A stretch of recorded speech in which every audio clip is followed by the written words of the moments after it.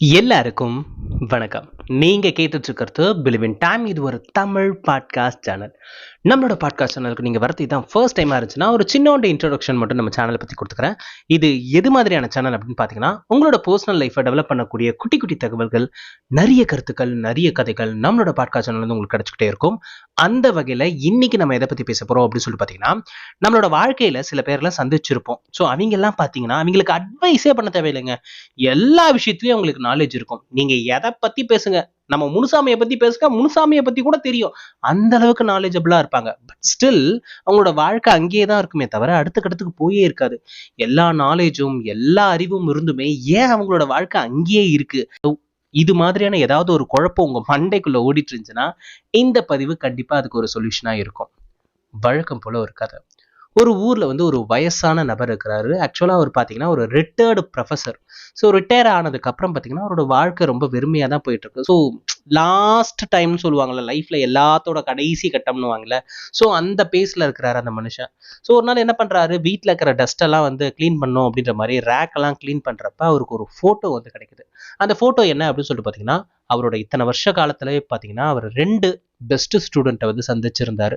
அவருக்கு என்ன தாட்னா, இவங்க கண்டிப்பா அவங்க இப்போ இந்த மொமெண்ட்ல வந்து ரொம்ப பெஸ்டா தான் இருந்திருப்பாங்க, பயங்கரமா வளர்ந்துருப்பாங்க. ஏன்னா அவங்க தான் என்னோட பெஸ்ட் ஸ்டூடெண்ட்ஸு, அவங்கள மறுபடி பார்க்கணும் போல இருக்கு அப்படின்ற மாதிரி அவர் யோசிக்கிறாரு. அவர் ஏன் அந்த மாதிரி யோசிக்கிறாரு அப்படின்னு சொல்லிட்டு பார்த்தீங்கன்னா, அவர் ஃபர்ஸ்ட் எத்தனையோ பேருக்கு எவ்வளோ விஷயம் பண்ணியிருக்காரு. ஆனால் இந்த 2 பசங்களை மட்டும் கூப்பிட்டு கடைசியாக அவர் என்ன பண்ணியிருக்காருன்னா 3 புத்தகம் வந்து இந்த 2 பேருக்குமே கொடுத்துருக்காரு. இந்த 3 புக்ஸை நீங்கள் படிச்சிட்டிங்கன்னா போதும், உங்கள் வாழ்க்கையில் இதுக்கப்புறம் உங்களுக்கு பெருசாக எதுவுமே தேவைப்படாது. எல்லாமே இதுக்குள்ளே அடங்கியிருக்கு. இதை தயவு செஞ்சு படிங்க. இதை படிச்சிங்கன்னா உங்களோட வாழ்க்கை மாறும் அப்படின்ற மாதிரி சொல்லியிருக்காரு. இவர் எவ்வளோ அட்வைஸ் கொடுத்திருந்தாலும் இந்த புக்கையும் அடிஷ்னலாக அந்த பசங்களை கொடுத்ததால அந்த பசங்களுக்கும் இவர் மேலே பெரிய மரியாதை இருக்கு.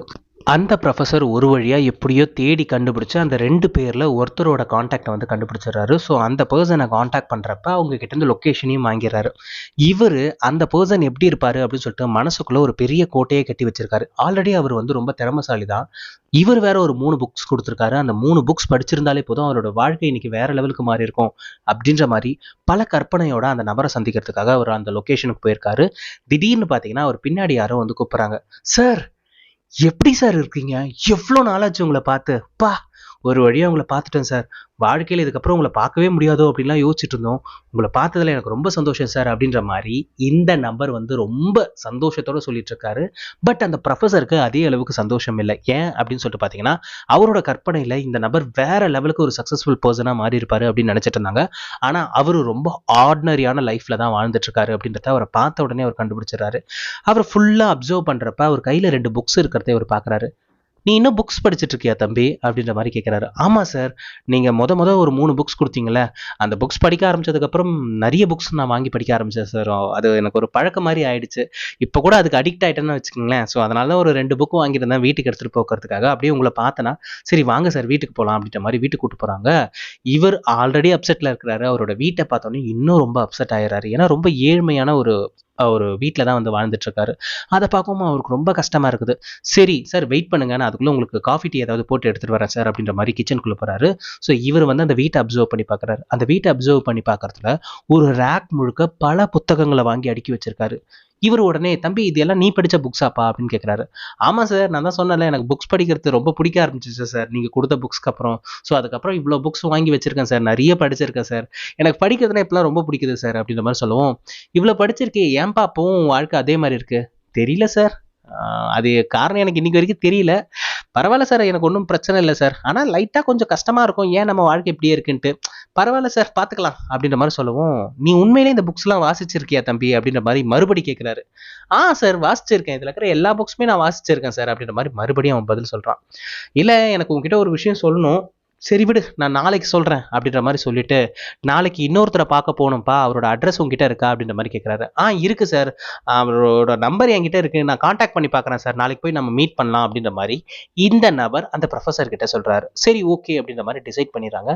நெக்ஸ்ட் டே அந்த 2வது நபரை பார்க்கறதுக்காக இவரும் அவரும் சேர்ந்தே போறாங்க.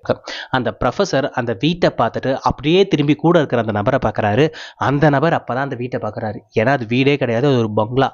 என்னடாம இவன் நம்ம கூட தானே படிச்சான், இவனும் நம்மள மாதிரி தானே பெஸ்ட் ஸ்டூடெண்ட்ஸ்ன்ற பேர் வாங்கினான், ஆனா இவன் லைஃப் ஸ்டைல் மட்டும் இப்படி இருக்கு, நம்ம லைஃப் ஸ்டைல் ஏன் இப்படி இருக்கு அப்படின்ற மாதிரி ஒரு குழப்பத்தோடயே, சார் இதுதான் சார் அந்த அட்ரஸ், நம்ம கரெக்டாக தான் வந்திருக்கோம், வாங்க சார் உள்ள போகலாம் அப்படின்ற மாதிரி சொல்லவும் போயிட்டு காலிங் பெல் அமுக்குறாங்க. ஸோ அந்த நபர் தான் வந்து கதவு திறக்கிறாரு. சார் வாங்க சார். என்ன சார் இப்பதான் எங்க வீட்டுக்கெல்லாம் வழி தெரிஞ்சா சார், நீங்க எப்பவுமே எங்க வீட்டுக்கு வருவீங்க அப்படின்ற மாதிரி எனக்குள்ள தோணிக்கிட்டே இருக்கும் சார், அது இன்னைக்கு தான் சார் நடந்திருக்கு, வாங்க சார் உள்ள வாங்க சார் ஃபர்ஸ்ட் அப்படின்ற மாதிரி சொல்றான். சார் வெயிட் பண்ணுங்க சார், உங்களுக்கு ஏதாவது குடிக்க எடுத்துட்டு வரேன் அப்படின்ற மாதிரி இவரும் கிச்சனுக்குள்ள போறாரு. இந்த முறை அதே ப்ரொஃபசர் அந்த வீட்டை சுத்தி சுத்தி பார்க்கறாரு. எல்லாத்தையும் சுத்தி பார்க்கறாரு. சுத்தி பார்க்கறப்போ ஒரு ஸ்ட்ரேஞ்சான ஒரு விஷயத்தை வந்து நோட் பண்றாரு. ஏன்னா வீட்டுக்குள்ள வரும்போதே பாத்தீங்கன்னா ஒரு சின்னதா ஒரு டேபிள் ஒன்று இருக்கும், அந்த டிவியை பார்த்த மாதிரி இருக்கும் பார்த்தீங்கன்னா, அந்த டிவி ரிமோட்டோ லொட்டோ லொஸ்கெல்லாம் வைப்பாங்க பார்த்தீங்களா, அதே மாதிரி ஒரு ஒரு சின்ன டேபிள் இருக்கு. அந்த டேபிளில் ஒரு 3 புக்ஸ் இருக்கு. அந்த 3 புக்ஸை உத்து பார்க்குறப்ப தான் இன்னொரு ஒரு ஆச்சரியமா இருக்கு. அந்த 3 புத்தகம் வேற எதுவும் கிடையாது.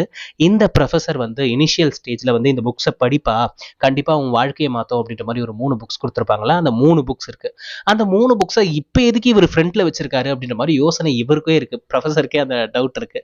சரி என்னத்துக்கு, அவனா வந்து எதனா சொல்லுவான் அப்படின்ற மாதிரி வெயிட் பண்ணிட்டு இருக்காரு. அவர் வந்த உடனே கேட்கிறாரு, என்னடா இன்னும் இந்த 3 புக்ஸை வச்சிட்டு இருக்கியா அப்படின்ற மாதிரி கேட்கிறாரு. பின்ன என்ன சார், இது நீங்க கொடுத்த புக் ஆச்சு சார், ஸோ அதனால நான் எப்பவுமே படிச்சுட்டு இருப்பேன். எப்பவுமே படிச்சுட்டு இருப்பியா, இன்னும் முடிக்கலையே இந்த புக்கை நீனு அப்படின்ற மாதிரி கேட்கிறாரு. முடிக்கலையாவா சார், கிட்டத்தட்ட 20 வாட்டி மேலக்கு இந்த புக்கை படிச்சுட்டேன் சார். 20 வாட்டி கிட்ட படிச்சிருக்க, அப்புறம் ஏன்டா ஃப்ரண்ட்ல வச்சிருக்க? அது ஏன் தெரியல சார், தினமும் இந்த புத்தகத்துல இருந்து ஒரு 5 பேஜாவது மினிமம் படிப்பேன் சார். ஏன்டா படிச்ச புக்கே திரும்ப திரும்ப படிச்சுட்டு இருக்க? தெரியல சார், இந்த புக்கை நீங்க ஃபர்ஸ்ட் கொடுக்குறப்பையும் என்னோட வாழ்க்கையில சில பிரச்சனைகள்லாம் இருந்துச்சு சார். அப்போ இந்த வரிகள் எல்லாமே அந்த பிரச்சனைகளுக்கு சம்மந்தப்பட்ட மாதிரியே எனக்கு தோணிட்டு இருந்துச்சு, அதனால படிச்சேன் சார். இப்பவும் என்னோட வாழ்க்கையில சில பிரச்சனைகள் இருக்கு சார்.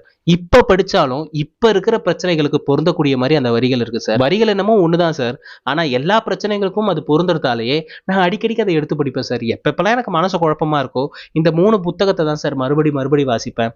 இந்த புக்கை நான் வாசிச்சேன் அப்படின்றத விட அதை நேசிச்சேன்னு சொன்னாதான் சார் கரெக்டா இருக்கும். ஏன்னா அந்த அளவுக்கு இந்த 3 புத்தகங்கள் என்னோட வாழ்க்கையவே மாத்திருக்கு சார் அப்படின்ற மாதிரி சொல்றான். இவர் உடனே திரும்பி பக்கத்துல இருக்கிற நபரை பார்க்கறாரு. அந்த பக்கத்துல இருக்கிற நபருக்கு ஒரு சில விஷயம் புரிய ஆரம்பிக்குது.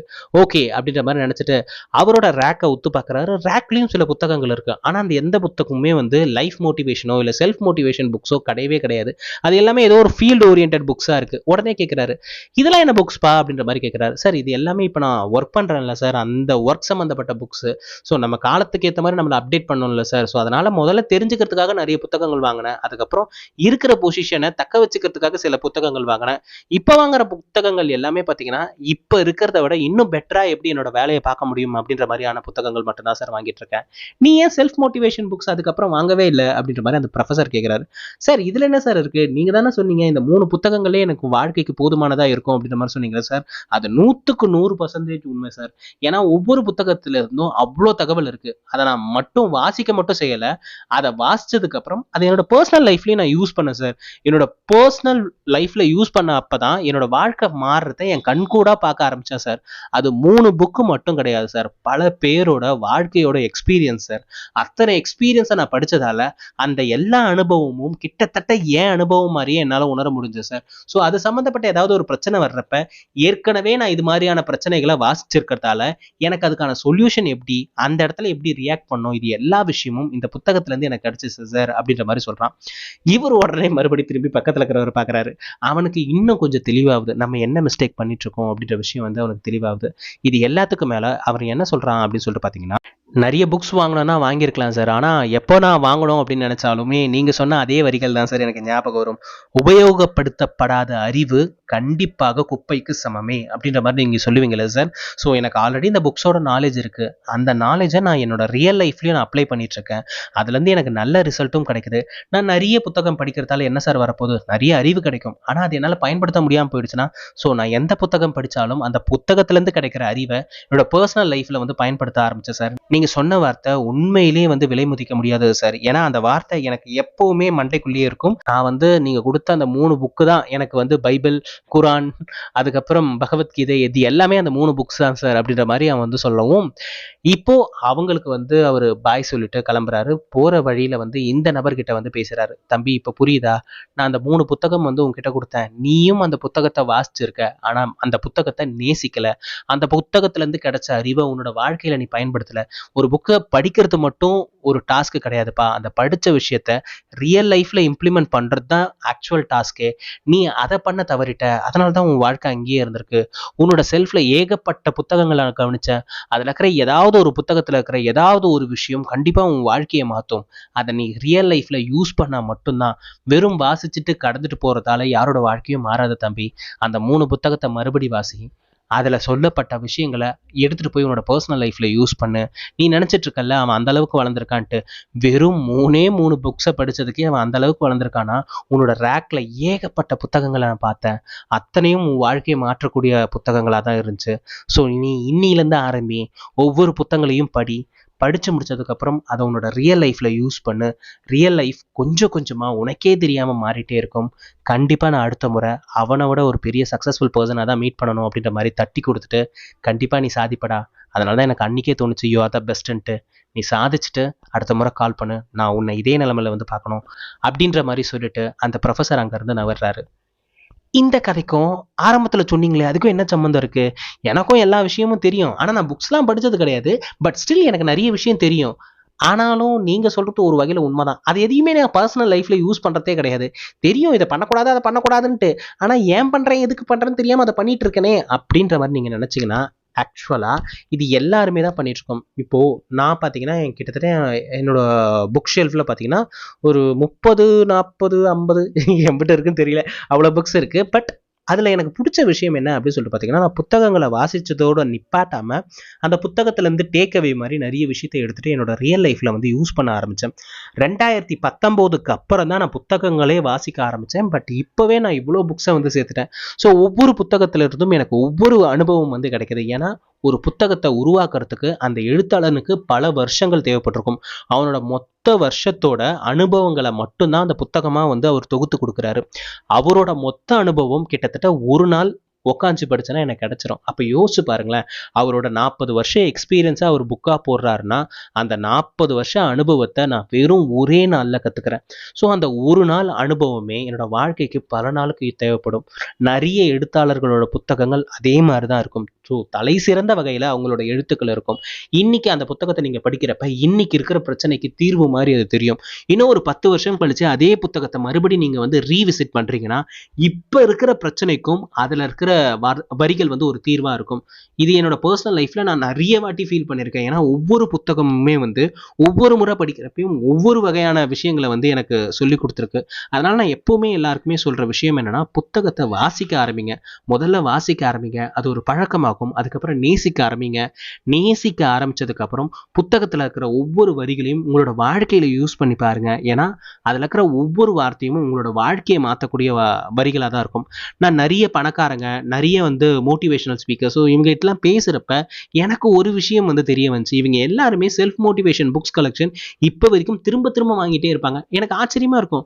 இவ்வளோ புக்ஸ்ல இல்லாததையா அடுத்த புக்ஸ்ல கிடைக்க போகுது. ஆனா அவங்களோட தேடல் எப்படி இருக்கும்னா, அதுல இருக்கிற ஏதோ ஒரு ஐடியாலஜி என் வாழ்க்கையை மாத்திருச்சுன்னா என்ன பண்றது? அதனால எந்த அப்டேட் புக்ஸும் வந்தாலும் நாங்க வந்து வாங்குவோம், அதை வாசிப்போம். அதுல இருக்கிற ஒரு ஐடியா, ஒரே ஒரு ஐடியா எங்களோட வாழ்க்கையை டோட்டலா கூட மாத்தும். இவ்வளோ தூரம் நாங்க வந்துட்டோம். இதை தாண்டி வளரோம்னா இதை விட அறிவு எங்களுக்கு வந்து தேவைப்படுது. ஜெயிக்கிற வரைக்கும் குதிரை அளவுக்கு வேகமா ஓடணும். ஜெயிச்சதுக்கு அப்புறம் குதிரையை விட வேகமா ஓடணும் அப்படின்ற மாதிரி அவங்க சொல்லுவாங்க. இது எல்லாமே எனக்கு எப்போ வந்து புரிய ஆரம்பிச்சிச்சு அப்படின்னு சொல்லிட்டு பார்த்தீங்கன்னா, புத்தகங்களை வாசிக்க ஆரம்பிச்சதுக்கு அப்புறம் தான். ஸோ நீங்க இதை கேட்டுட்டு இருக்கீங்கன்னா, ஸோ உங்களை வாழ்க்கையை மாற்றணும், உங்களோட வாழ்க்கை அடுத்த கட்டத்துக்கு போகணும் அப்படின்னு நீங்க நினைச்சீங்கன்னா, இது வரைக்கும் நீங்க கத்துட்டு இருந்த அறிவு உங்களை இவ்வளோ தூரம் கூட்டு வந்ததே பெரிய விஷயம். இதை தாண்டியும் கூட்டு போகணும்னு நினைக்கவே நினைக்காதீங்க. இதை தாண்டி உங்களோட வாழ்க்கை முன்னேறணும். அதுக்கு நீங்க அது சம்பந்தப்பட்ட புத்தகங்களை வந்து வாங்குங்க. உங்க துறை சார்ந்த நிறைய விஷயங்களை அப்டேட் பண்ணிக்கிட்டே இருங்க. அது சம்பந்தப்பட்ட நிறைய விஷயங்களை வந்து வாங்கி குவிங்க. அது எல்லாத்தையும் உங்களோட பர்சனல் லைஃப்ல யூஸ் பண்ணுங்க.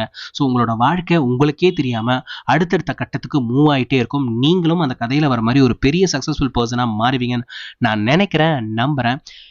ஒரு நாள் ஒரு நல்ல கதையோடும் கருத்தோடும் கண்டிப்பா நான் உங்களை வந்து சந்திக்கிறேன். அதுவரை உங்களிடமிருந்து விடைபெறுவது நான் மட்டும்தான். நன்றி.